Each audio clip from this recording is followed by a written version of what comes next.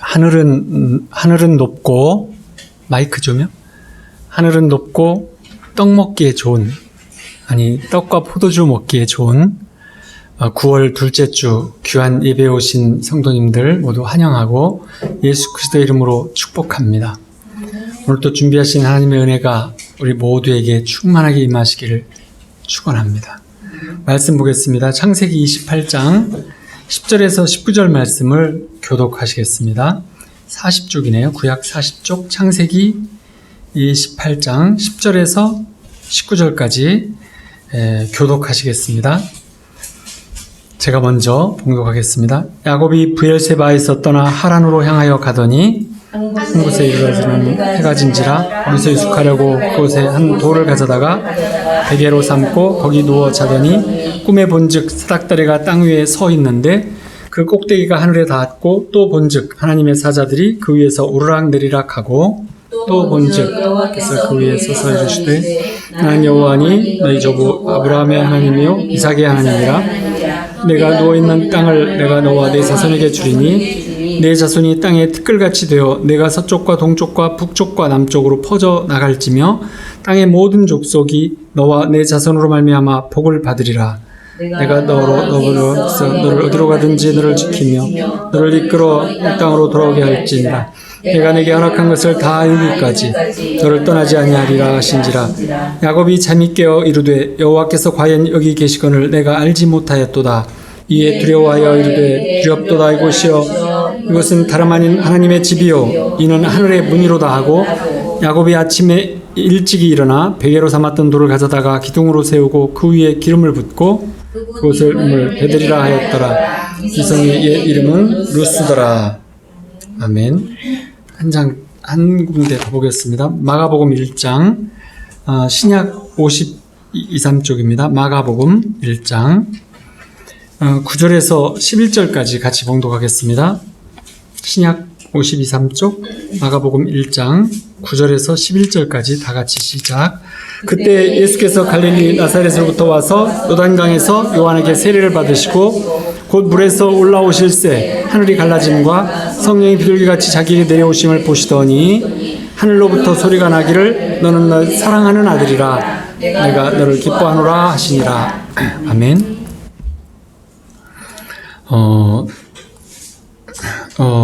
하나님께서는 이렇게 아담을 지으시고 코에 생기를 불어넣어 주셔서 하나님 형상을 닮도록 이렇게 해주셨어요. 하나님 형상을 가장 많이 닮은 사람이 누구지요? 예수님. 예. 근데 이제 하나님께서는 하나님의 형상을 닮은 부분 중에서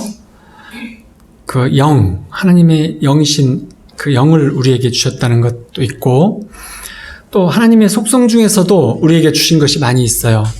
특별히 꿈꾸는 어떤 능력, 속성, 그리고 또 갈망하는, 바라고 원하는 이런 열망도 주셨어요.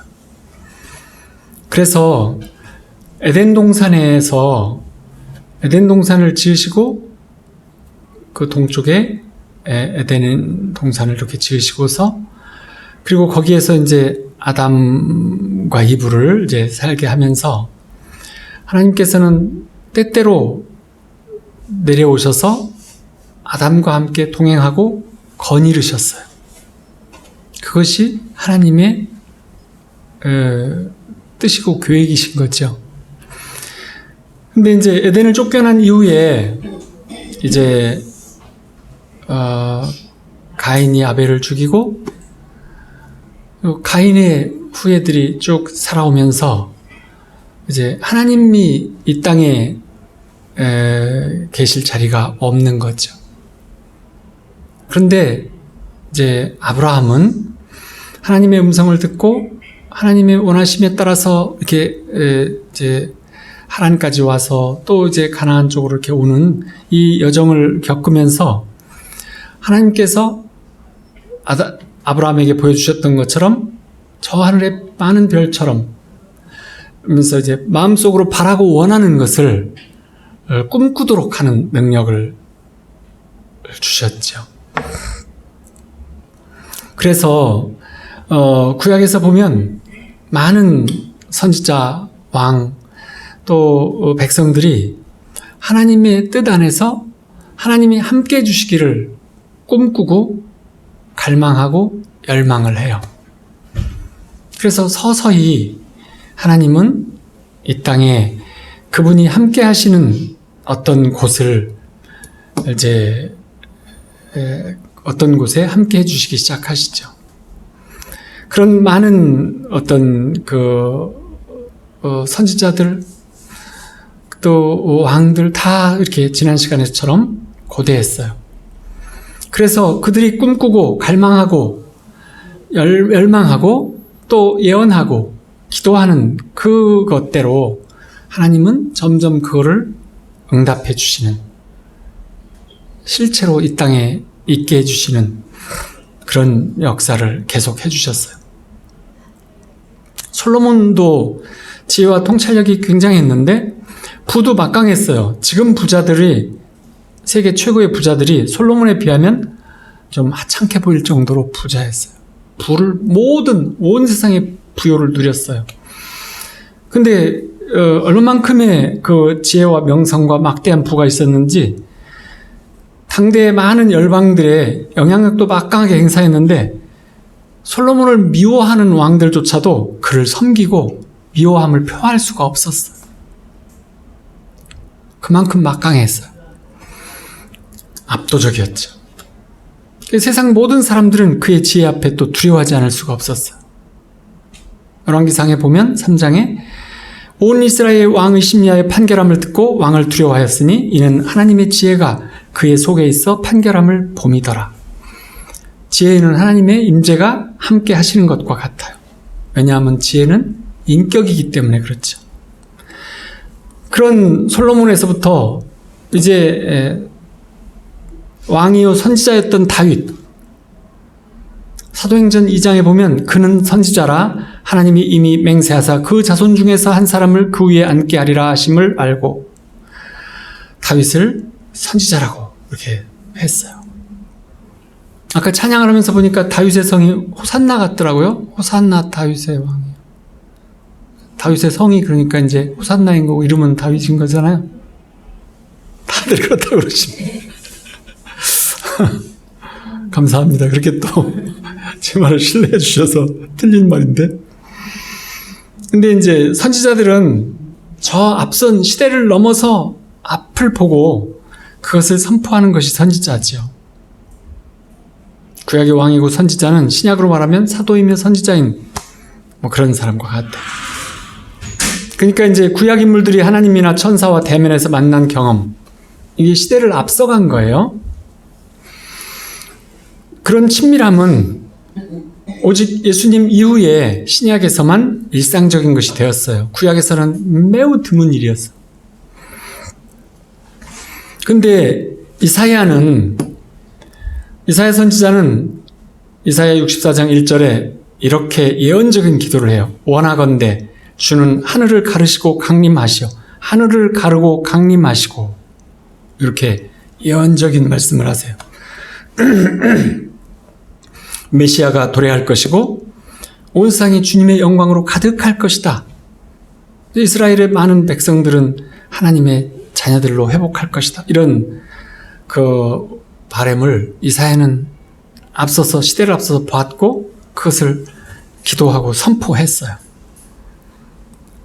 그리고 이제 다윗 시대에 보면 다윗이 드렸던 희생 제사로 드려진 양을 영원한 속죄물이신 우리 주님 어린 양이라고 하셨어요. 그리고 성막에 있는 진설병, 이게 생명의 빵이신 예수님을 상징하고 촛대는 세상 빛이신 예수님을 상징하는, 이렇게 다 구약에서부터 다 상징하면서 바라고 추구했어요. 아브라함도 본능적으로 하나님이 설계하시고 세우실 성을, 어떤 그 도성을, 예루살렘을 구했어요. 히브리서 11장 9절에서 보면 믿음으로 이삭 및 야곱과 더불어 장막에 거하였으니 이는 그가 아브라함이 하나님이 계획하시고 지으실 터가 있는 성을 바랐음이라. 아브라함이 하나님이 함께 하시는 성, 이거를 바랬어요. 그것이 하나님 나라가 이 땅에 오게 하기 위해서 아브라함이 처음으로 예언하는 간구를 드렸던 거예요. 다윗은 율법으로서는 절대 알 수 없는 것, 그는 새벽마다 하나님의 임재 안에서 그런 것들을 배웠는데, 다윗이 깨달은 것은 뭐냐면 하나님이 정말로 원하시는 건 황소, 염소, 양으로 그 피로 드리는 희생제사가 아니라는 거예요. 마음 중심으로 드리는 희생, 즉 찢겨진 심령, 순종하는 마음, 이거를 원하신다라는 걸 알았어요. 그래서 시편에서 다윗은 노래해요. 51편에서 하나님께서 구하시는 제사는 상한 심령이라. 하나님이여 상하고 통회하는 마음을 주께서 멸시하지 아니하시리이다. 그리고 악기를 만들어서 즐겨 찬양했던 다윗은 하나님이 찬양 속에 거하신다는 것을 깨달았어요. 시편 여러 곳에서 이스라엘 찬송 중에 계시는 주여 주는 거룩하시니이다. 이렇게 찬송 중에 계시다고 다윗은 노래했어요. 그래서 하나님의 임재가 이렇게 이제 언약궤에 하나님이 영광이 임재하셨어요. 하나님의 임재가 언약궤의 상징이죠. 근데 그건 제사장들만 운반할 수 있었어요. 하나님은 소가 끄는 수레나 무엇이든지 간에 인간이 만든 것을 타지 않으셨어요. 그래서 출애굽기 25장에 보면 그 채를 궤 양쪽 고리에 꿰어서 이 궤를 제사장들이 매게 했어요. 우리나라 그 가마 매듯이. 근데 한 가지 물어보겠어요. 왜 수레 옆에서 언약궤를 요동치는 언약궤를 만졌던 웃사가 죽었을까요? 하나님의 명령을 위반했기 때문이죠. 하나님이 만지지 말라고 했어요. 근데 왜 그렇게 하셨을까요? 왜 만지지 말라 하셨을까요? 사실 언약궤가 너무 요동쳐 떨어지면 안 되니까 급한 마음으로 바로 잡았어요. 떨어지지 않게. 근데 명령을 어겼기 때문에 죽었어요. 근데 왜 그렇게 하셨을까요? 하나님은 인간이 조종하는 것을 절대 원치 않으세요. 인간이 손으로 하나님의 임재를 운반하거나 움직이거나 조종한다는 것, 그것은 죄라는 거였어요. 그래서 죽인 거였어요. 하나님의 명령을 어겼기 때문이 아니고 하나님은 인간의 손에 조종당하지 않으신 분이시다라는 거예요. 하나님이 뜻인 것이죠. 하나님은 시대를 앞서서 많은 선지자들에게 여러 가지 통찰력을 계시로 주셨어요. 그리고 그 선지자들과 앞선 자들은 엄청나게 영광스러운 그런 일, 구세주 메시아가 이 땅에 오는 날이 가까이 오고 있다, 이걸 알고 있었어요. 마귀는 그래서 우리가 현재 몸담고 살아가는 이 순간, 이거를 하찮게 여기도록 무시하라고 자꾸 마귀는 그렇게 해요. 근데 이 순간과 지금 여기를 중요시 여기면 중요시 여길수록, 여기는 과연 어디냐면 지금 여기 나는 어디에? 물은 있잖아요. 이 지금 여기에 있는 나, 이게 과거와 미래를 가는 어떤 곳에 우리가 있는 거죠. 현재를 무시하고 과거나 미래 시대만 우상화하고, 어떤 분들을 신앙생활하는 거 보면 죽어서 천국 갈 날을 기다리는 사람도 있고 그것만 바라보고 아주 한심한 찬송만 부르면서 그걸 바라는 사람도 있고, 또 천년왕국을 기다리면서 막 바라는 이런 사람도 있는가 하면, 또 과거 시대 같이 중세 가톨릭에서나 하던 옛날 방식의 예배를 고수하면서 막 드리는 사람들도 있어요. 근데 이제 현재 우리가 딛고 살아가는 이 시대, 여기의 중요성을 망각해버리면 안 되는 거예요.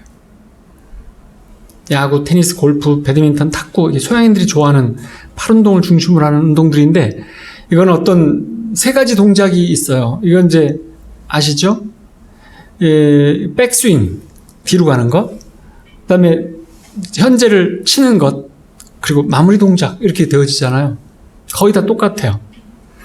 그래서 이거 훈련해가지고 이 세 가지가 늘 똑같이 되도록 훈련하는 거죠. 잘하는 사람이에요. 근데 이제 이 비유하자면 우리 이제 이 신앙과 비교한다면 백스윙은 과거의 역사예요. 그리고 현재 있는 이 접촉점은 현재 이 순간이고 마무리 동작은 약속에 따른 어떤 부르심의 미래인 거죠. 그래서 백스윙은 하나님의 역사가 우리와 함께 그리스도께서 이루신 모든 업적이 백스윙과 같아요. 예수님이 다 이루어주신 것, 그게 백스윙이죠. 그리고 현재를 살아가는 우리, 하나님 나라를 확장하면서 임재를 통해서 성령과 함께 동행하면서 사는 이것이 접촉점이라고 볼 수 있다면, 마무리 동작은 하나님 나라 안에서 좀 더 확장된 하나님의 나라, 하나님이 원하시는 그 어마무시한 축복의 많은 삶들이 이 땅에서 이루어지는 것을 보는 희망으로 가득 찬 미래를 보는 것이 마무리 동작이죠. 근데 이제 여기에서 이 백스윙과 접촉점이 분명하다면 마무리 동작도 바르게 될 것이라고 예측할 수 있는 거예요. 어떤 앞선 하나가 다음에 다른 하나를 세워주는 것이에요. 이거 참 필요해요.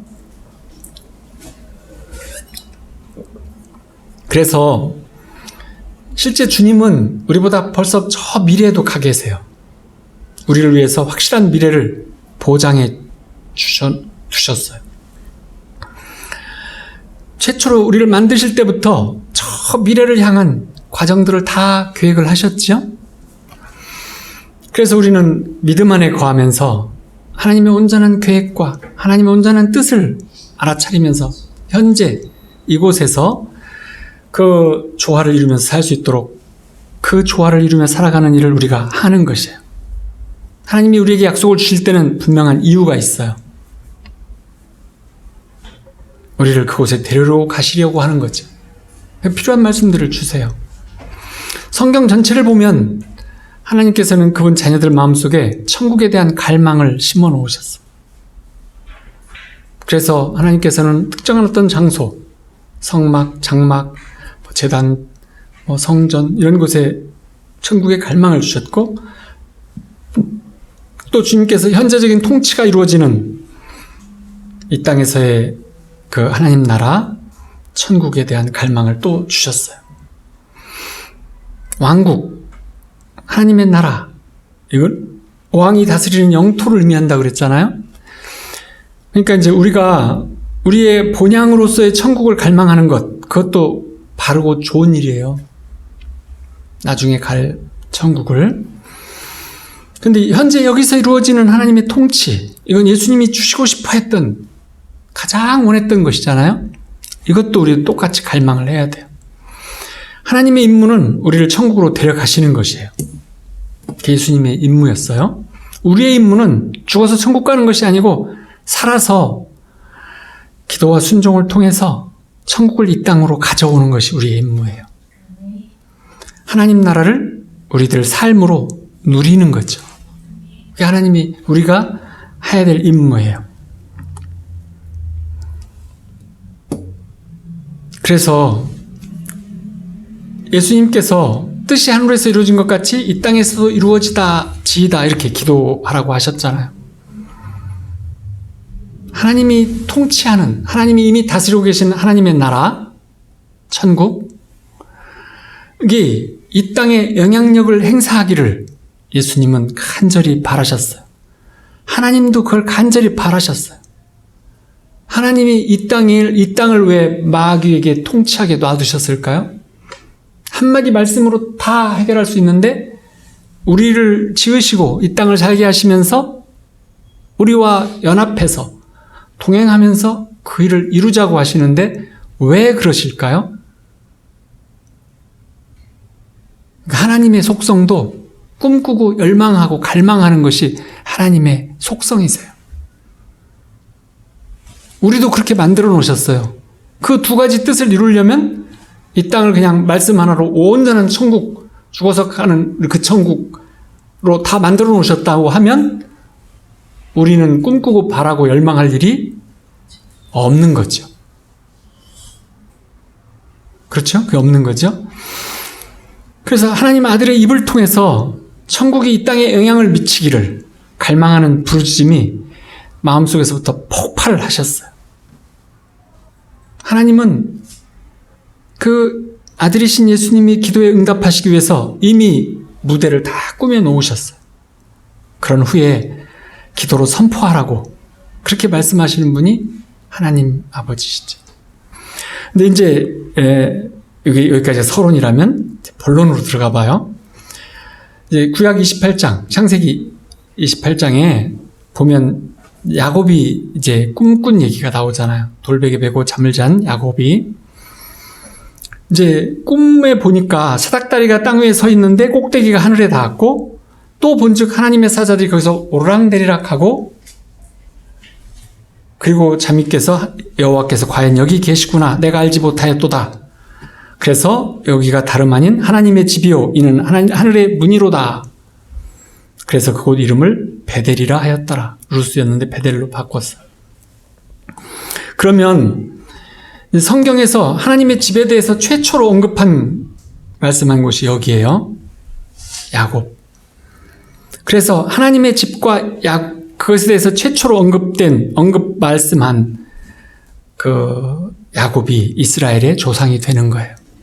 근데 성경의 어떤 해석할 때 원칙 중에 하나가 최초로 말씀하신 것, 이것이 가장 중요한 기준이에요. 그 나머지 나중에 나오는 것들은 처음 말씀은 표준이 되고 기준이 되는 말씀이고, 나머지 말씀 뒤에 나오는 말씀들은 최초의 그 말씀을 뒷받침해 주면서 덧붙여가는 그런 설명을 하고 계세요. 성경이 그렇게 구성이 되어 있어요. 근데 이제 이 야곱이 하나님의 집이라고 한 이 말씀에는 좀 약간 이상한 점이 있는데, 그건 뭐예요? 구체적인 건물이 없다는 거예요. 하나님의 집은 어떤 인간이 지을 수 있는 성막, 장막, 건물 형태, 성전 이런 것이 아니라는 거예요. 에덴이었으면 그냥 하나님이 늘 오셔서 예정된 시간에 오셔서 함께 거닐고 동행하시고 우리 위에 임해 주셨을 거예요. 근데 에덴을 쫓겨나왔기 때문에 죄악이 가득한 이 땅에서는 하나님께서 어디에서나 우리와 함께 하시지를 못하시고 하나님의 집에서만 거해 주시는 거예요. 왜요? 마귀들이 세력이 장악하고 있으니까. 그래서 그러면 언덕 중턱에 있는 그 인간과 함께 계시는 하나님이 하나님의 집이다, 이렇게 야곱이 말하고 있어요. 깨달은 거예요. 근데 그것은 야곱이 꿈을 꿨잖아요. 지금 야곱이 본 거예요? 꿈을 꾼 거예요? 꿈을 꾼 거예요. 아브라함에게도 꿈으로 많이 이렇게 주셨어요. 그래서 이제 하나님이 함께 하시는 걸 아는 사람들에게도 꿈이 있지만 그렇지 않을 때는 주로 꿈이 많이 와요. 초신자 때. 근데 이제 그 꿈을 주셔가지고 그 꿈을 보고, 근데 하나님의 입장에서 꿈이라고 하는 건 하나님이 입장에서 우리에게 주고 싶은 걸 보여주시는 거죠. 하나님이 보여주시는 것들도 그렇죠. 하나님이 보여주시는 거예요. 우리가 봐야 될 것이라기보다 하나님이 보여주고 싶으신 것을 보여주는 거죠. 하나님이 들려주고 싶은 것을 들려주시는 거죠. 그런데 그것이 우리에게 필요한 거죠. 가장 필요한 것이기도 하죠. 근데 이제 이 야곱이 깨달은 하나님의 집을 잘 보면 하늘이 열렸어요. 하나님의 음성이 들렸어요. 이 땅에서 하늘까지 닿아 있는, 땅과 하늘이 연결된 사다리가 있었어요. 거기를 오르락 내리락 하는 천사가 있었어요. 이게 이제 하나님의 집에 대한 묘사예요. 그러니까 네 가지예요. 하늘이 열리고 음성이 들렸고, 이 땅에서 하늘까지 올라다니는 길이 생겼고, 거기를 천사들이 왔다 갔다 해요. 이것이 이제 어떤 교회를 묘사하는 그런 그림이죠. 교회잖아요, 이것이. 이제 근데 그것을 가지고 야곱이 이렇게 말해요. 이것은 다름 아닌 하나님의 집이요 이는 하늘의 문이로다. 이게 무슨 말이에요? 하나님의 집이 곧 하늘의 문, 천국의 문이다라는 거예요. 문이 뭐예요? 문? 우리가 늘 사용하잖아요. 문 사용해요. 문은 우리가 한 장소에서 다른 장소로 옮겨가게 해주는 그 바꿔지는 자리가 문이죠. 성문, 성벽, 문이에요. 그러니까 하나님의 집, 천국의 문은 어디에 있어야 돼요? 하나님의 나라와 하나님의 세계와 이 땅의 세계가 맞닿아 있는 곳에 문이 있어야지 맞죠? 잘 깨달으세요. 천국의 문이 하나님의 나라와 하나님의 세계, 하늘나라와 이 땅 세계가 맞닿은 곳에 문이 있다는 거예요. 그 문이 열리면 하늘이 열리는 거죠. 아까도 중고등부에서도 물어보니까 문을 설명을 하죠. 현관문이라고 딱 옮겨가는 문이 어디 있어요? 현관문이요. 이렇게 딱 말하더라. 어느 집에 들어갈 때 뭔 문을 열어요? 현관문이요. 어느 집을 나갈 때 무슨 문을 열고 나가요? 현관문. 이렇게 정확하게 맞추더라고. 현관문. 그렇죠? 문이 경계에 있는 거죠. 경계에 있는 게 대문이잖아요. 그러면 유럽의 성문처럼 두 세계가 막 다 있는 가장자리,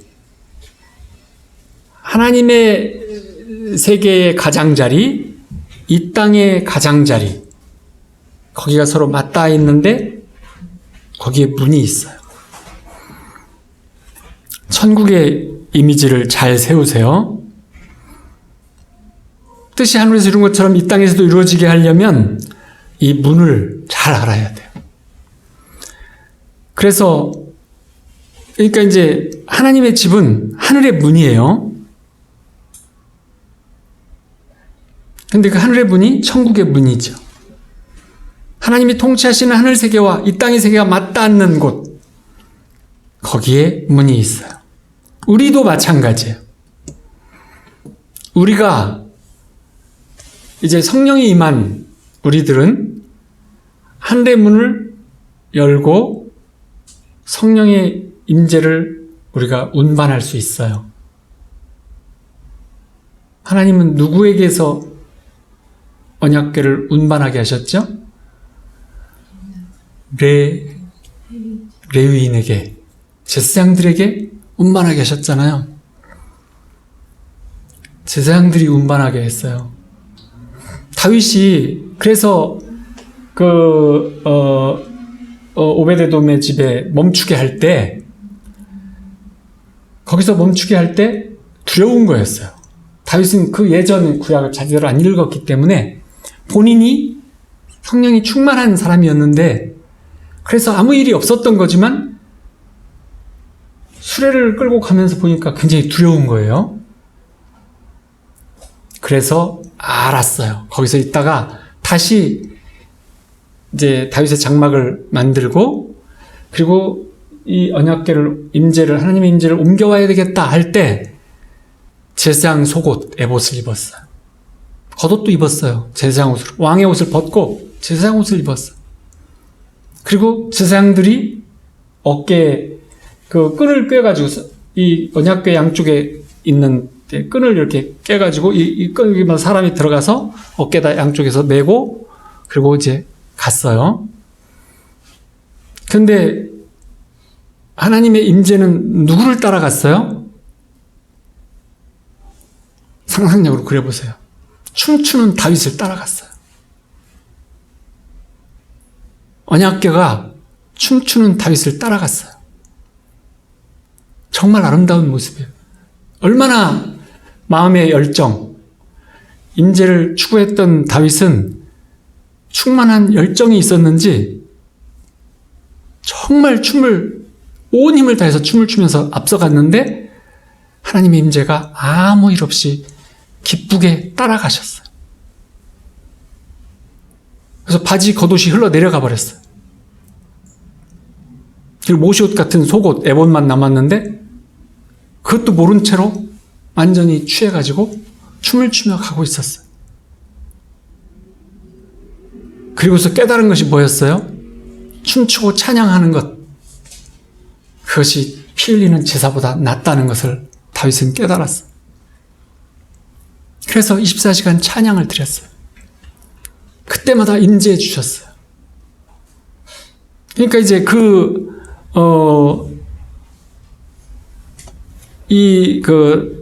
이제 구하는 것, 깨닫고 갈망하고 꿈꾸고 구하고 원하고 선포하는 것, 예언하는 것, 이것들을 하나님은 그대로 다 받아들여 주셔서 응답을 주셔요.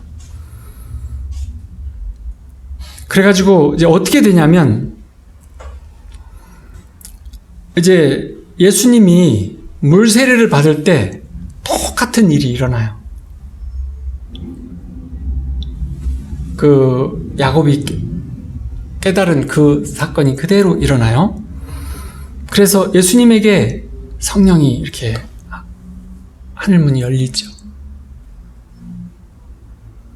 그 하늘문은 이 땅의 한 부분에 열렸던, 야곱이 하나님의 집이라고 하는 한 부분에만 하나님이 임재해 계실 수밖에 없는 그 작은 제단을 세운 고기만, 작은 교회만 이렇게 했었는데, 예수님이 하늘문을 여시는 것은 이 땅의 하늘문을 열어버리셨어요. 하나님의 세계에 속한 밑에 있는 열등한 이 땅이 완벽하게 다 하나님이 열어 제꼈어요. 예수님이. 그걸 한번 봐보세요. 그래서 이제 하늘문이 열리면 세상에 영향을 미치기 시작하는 거예요. 변화가 생겨나기 시작해요. 역사가 일어나기 시작하죠. 우리는 이제 똑같아요. 하나님이 행하시고자 하는 뜻에 우리의 온 마음문을 열으면 그때로부터 문들아 열릴지어다가 시작되는 거예요. 예수님이 하늘의 문을 열어 제껴 놓으셨기 때문에 우리에게는 하늘문이 열려 있어요. 성령이 임하신, 성령과 함께하는 우리 모두는 하늘문이 열려 있어요. 그래서 우리 마음의 문을 열면 하늘문은 완전히 열리는 거죠. 자동으로 열리는 거예요. 그래서 하늘로부터 필요한 어떤 것, 기도하는 어떤 것, 하나님이 주시고 싶어하는 것, 은혜와 축복과 여러 가지 것들이 이 땅으로 풀려 내려오게 되는 거죠. 예수님이 물세례 받을 때, 성령 강림 때, 오순절 강림 때 사람들은 이 땅에서 하늘의 소리를 들었어요. 무슨 소리를 들었어요? 엄청난 소리가 들렸어요.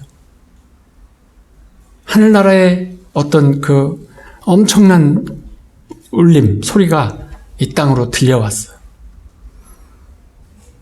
그래서 이 세상은 원래 하나님의 목적과 부르심의 자리로 회복되는, 돌아오는 일이 시작됐죠.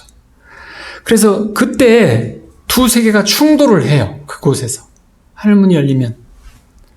그래서 어둠의 이 땅의 세계가 하나님 나라의 그 하나님이 다스리는 우월한, 특별한 그 본질적인 진실인 그 앞에, 그 밑에 굴복하는 거죠. 그래서 성령께서 그 일을 다 이루어 주시는 것이죠. 이 땅에서는 기적이라고 하고 하나님이 보는 하나님의 세계가 이 땅으로 내려오는, 우리가 하늘을 침노하는 그 일을 가능하게 해주신 거죠. 이제 우리는 그걸 미라클이라고 말하죠. 하나님의 자녀들인 우리는 하나님을 임재를 운반할 수 있는 특권을 가지고 있어요. 그래서 마가복음 아까 1장 9절에 예수께서 나사렛으로부터 와서 요단강에서 요한에게 세례를 받으시고 물에서 올라오실 때 하늘이 갈라짐과 성령이 비둘기같이 자기에게 내려오심을 보시더니 하늘로부터 소리가 나기를 너는 내 사랑하는 아들이라 내가 너를 기뻐하노라. 이런 그러면 이 장면이 하늘이 갈라져서 열리고 성령이 이렇게 내려오셨고 하늘로부터 소리가 났고 비둘기가 오르락내리락 하는 것이 야곱이 봤던 하늘이 하나님의 집이고 여기가 하늘의 문이로다 하는 것하고 달라요? 같아요? 같아요. 그러면 그래서 이제 그렇게 하늘문이 열릴 때, 하늘이 열릴 때 이 땅을 차지했던 어둠의 세력들은 이제 기절하는 소리가 났어요. 사도행전 2장 1절을 한번 봐보세요. 사도행전 2장 1절에서부터 4절까지 같이 한번 봉독해봐요. 시작. 오순절 날이 이미 이름에 그들이 다 같이 한 곳에 모였더니 호련히 하늘로부터 급하고 강한 바람소리 같은 소리가 있어 그들이 완전 온 집에 가득하며 마치 불의 혀처럼 달라지는 것들이 그들에게 모여 말하게 하심을 따라 다른 언어로 말하기를 시작하니라. 호련히 하늘로부터 급하고 강한 바람소리 같은 엄청난 소리가 있었어요. 태풍 같은 소리를 이렇게 급하고 강한 바람소리. 하늘이 열리면서 예수님에게 하늘이 열릴 때 어떤 일이 있었어요? 엄청난 소리가 있었죠. 하늘이 열렸죠. 근데 이제 예수님 한 분에게 온 하늘이 열려주셨어요. 성령 강림절은 이제 예수님의 제자들을 포함한 그 함께하는 이방인들과 함께한 120명 각 사람에게 예수님의 제자들, 예수님을 따르는 우리와 같은 모든 사람에게 하늘문이 열리는 소리가 났어요. 개인적으로 하늘문을 열어주셨어요. 태풍 같은 소리가 있었어요. 그 소리는 하나님이 통치하는 하나님의 나라 세계에서, 하늘 세계에서 나는 이 땅에 들려지는 소리이기도 하고, 이 땅에 있는 악한 것들이 다 기절하는 소리이기도 해요. 엄청난 소리가 들렸어요. 그리고 각 사람 위에 하나씩 임하여 있었어요. 각 사람에게 다 혁어처럼 갈라진 불이 임하는, 각 사람 위에 임하는 그것이 있었고, 그리고 나서 성령이 충만해져서 어떤 무언가를 하기 시작했어요. 그러면 이것이 예수님에게 임했던 것하고 달라요? 같아요? 성령이 비둘기처럼 한 줄기로 빔처럼 쏟아져 내린 것하고 갈라져서 쏟아진 것 빼고는 똑같아요.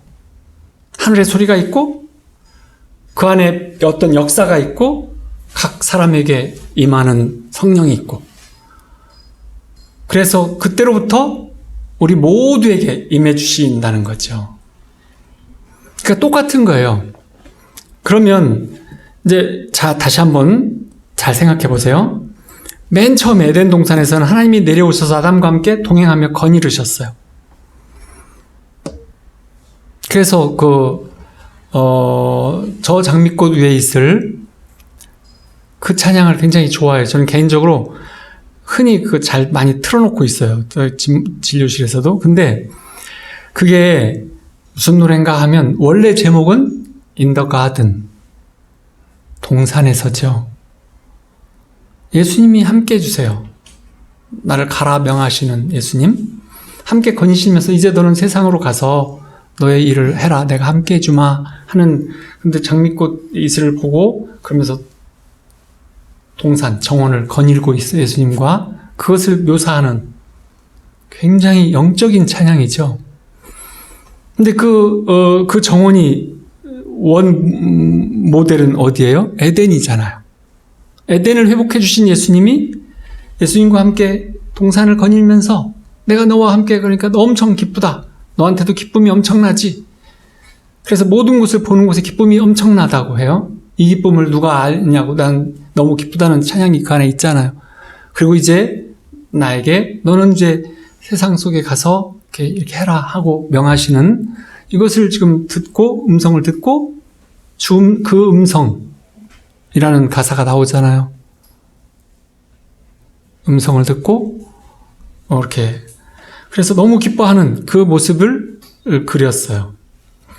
근데 다윗의 장막이라고 하는 그 누구죠? 그 분이 스카이프 브래너가 이렇게 하는 그 피아노 치면서 부르는 것이 가장 좋더라고요.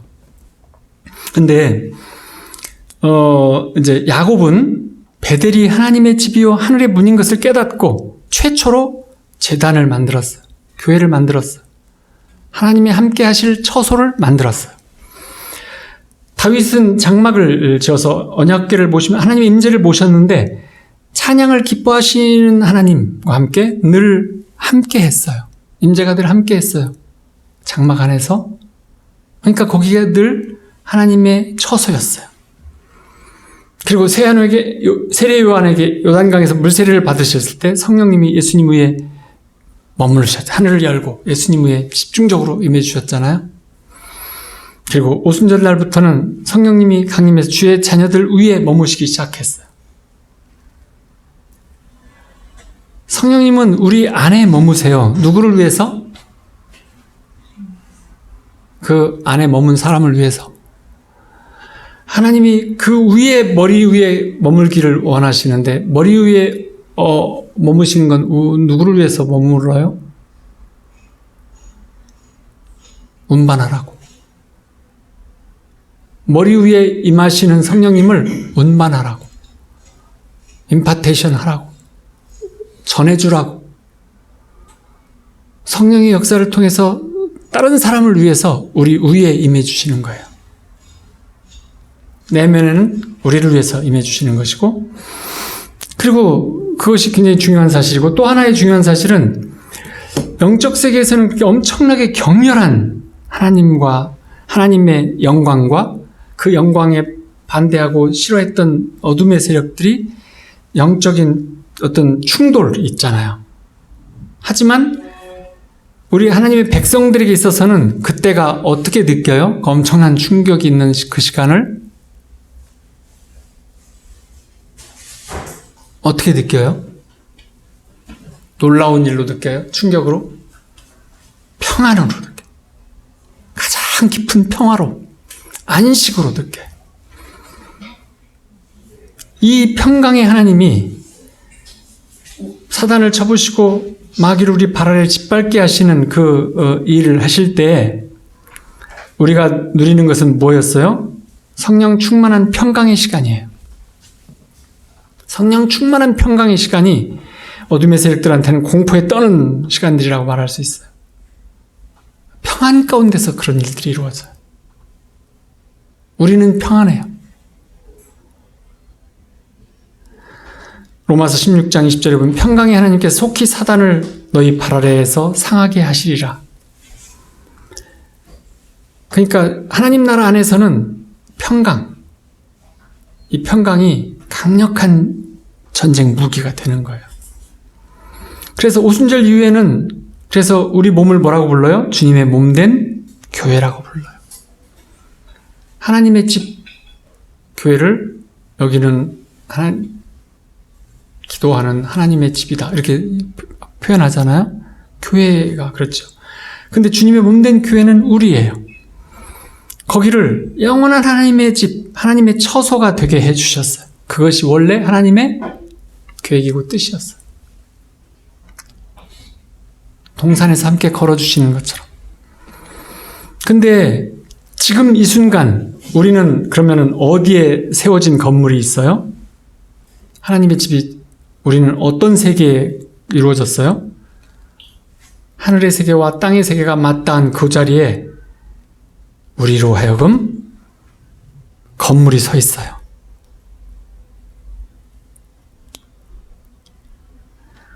무슨 말씀인지 다시. 우리 영혼은 천국에 다 있고 우리 육신은 땅에 거하고 다 있어요. 근데 우리가 하나님의 처소가 되면, 우리가 하나님의 처소잖아요. 그러면 우리의 영혼은 하나님의 세계와 통하고 우리의 육신은 이 땅의 세계와 통하는 자가 된 거죠. 그래서 우리는 이중 시민권이 있다는 거예요. 천국의 시민이면서 이 땅의 시민이기도 한 거예요. 그럼 우리는 어디에 서 있는 거예요? 항상 하나님의 세계와 이 땅의 세계가 맞닿은 곳에 서 있어요. 거기서 우리는 뭘 어떻게 가지고 어떻게 해야 돼요? 하나님 나라가 임하도록 기도하기만 하는 자가 되면 안 돼요. 하나님 나라를 이 땅에 이렇게 끌어내리는 자, 풀어놓는 자, 임재를 운반하는 자, 하나님께 쓰임받는 자가 되어야 되는 거죠. 하나님이 원하시는 거죠. 매번 하나님의 나라가 임하기만을 기도하는 게 아니라, 그렇죠? 맞죠? 네, 맞아요. 그래서 그러면 하나님은 우리 영혼 안에 계시는 하늘의 문이 있어요. 천국이 있어요. 그러면 있다고 쳐요. 하늘의 문이 열렸다고 쳐요. 그럼 뭐가 있어야 돼요? 하나님의 집에 있는 필요한 요소들이 뭐가 있어야 돼요? 소리가 있어야 되죠. 하늘의 소리. 선사들이 왔다 갔다 해야죠. 성령께서 하시는 일이 왔다 갔다 하는 게 있어야 돼요. 실증이 있어야 돼요. 실증인 결과가 없으면 그것은 이론이죠. 정말 있다고 치는 거죠. 실제가 없으면, 근데 우리가 하나님께서 다스리는 나라 세계와 이 땅의 세계가 우리가 그 가상자리 서로 닿는 곳에 우리가 있고, 그리고 거기에 하나님의 문이, 우리 마음의 문을 열면 하나님의 나라로 들어가는 문이 있단 말이에요. 그러면 그걸 늘 열고 사는 사람들에게는 예언적 계시의 말씀만이 아니라 천상의 체험을 항상 주신다는 거예요. 그래서 계시를 보여주시고 체험을 하게 해주시죠. 그것이 없다면 헛것이죠. 그렇죠?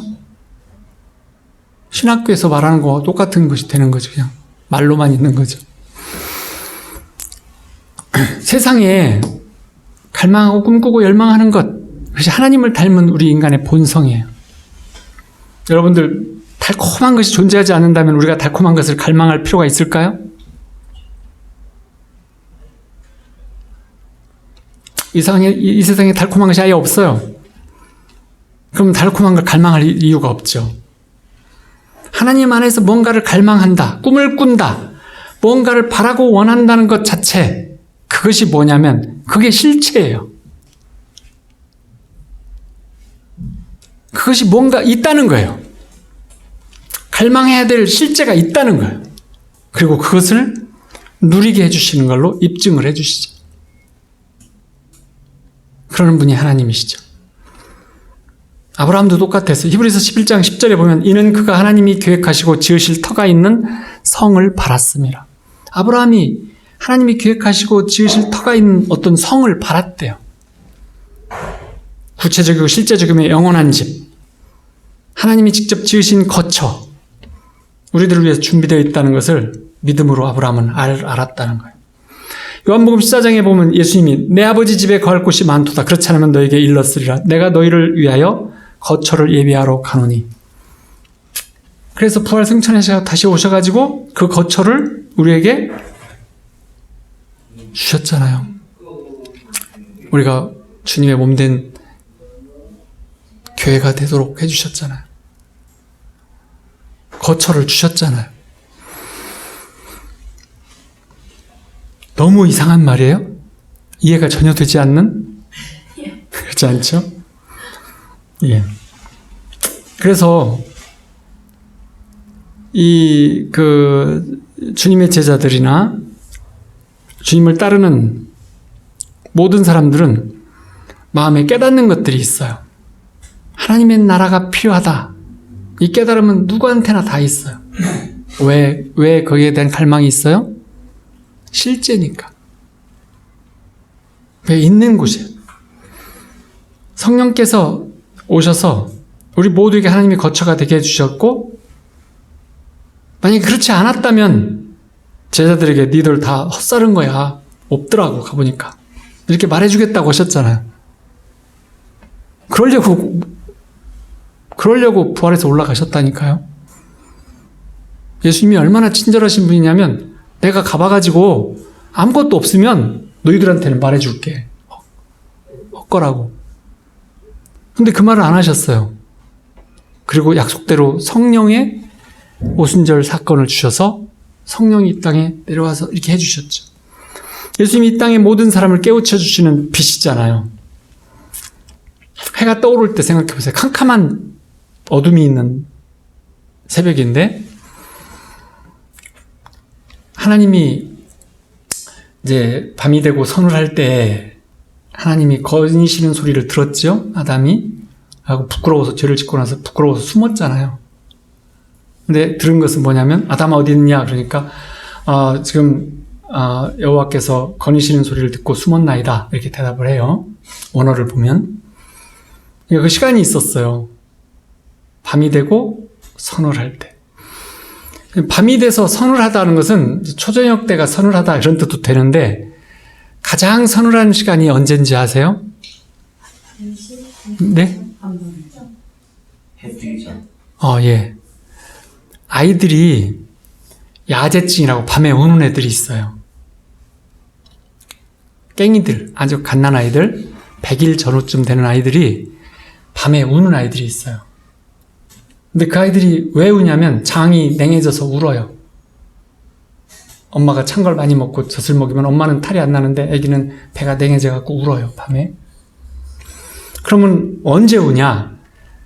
12시 반에서부터 4시 반까지 울어요. 언제가 제일 온도가 제일 떨어지느냐? 4시 반에 떨어져요. 암 환자들이 새벽 4시 반에 아주 힘들어요.